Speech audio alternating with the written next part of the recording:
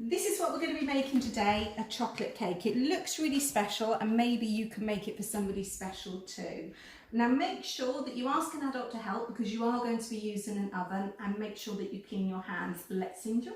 Heated the oven to 170 degrees or gas mark 5. I'm going to start with the cake mix now. It's really simple, everything goes in.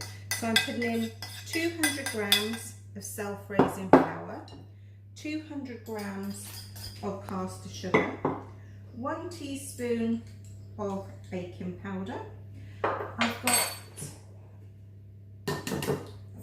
4 free-range eggs. They need to be large, but because mine are quite small, I'm going to put 5 in today. 2 teaspoons of cocoa powder. Obviously this is going to make it nice and dark brown. You can sieve this, but because we're going to whisk it all up, it's really not a problem. And then 2 teaspoons of vanilla essence.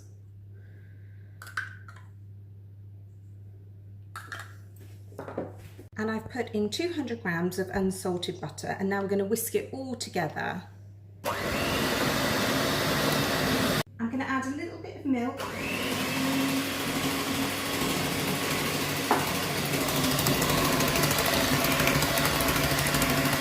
Once your mixture is of a dropping consistency, you're going to place it into a lined baking tin. So what I've done is I've put butter, then flour, knocked the flour out and put a little bit of greaseproof paper in the bottom.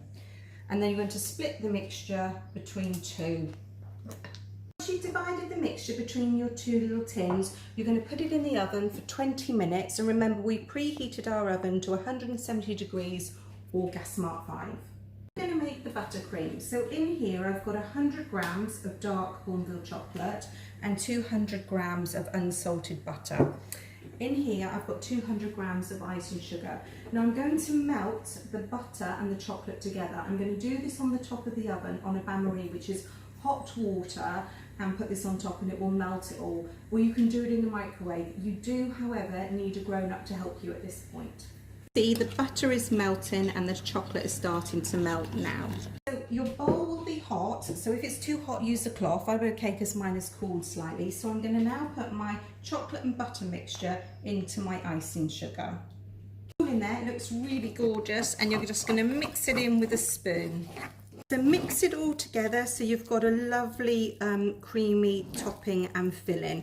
If it does split, which mine did a little bit, just add a tiny bit of boiling water to bring it back together again. They've been in the oven for 20 minutes. Put a skewer in. If it comes out clear, then they're cooked. You can let them cool slightly, take them out and put them onto a cooling rack. Take it out of your tin, place the wire rack on top, and then literally flip it over.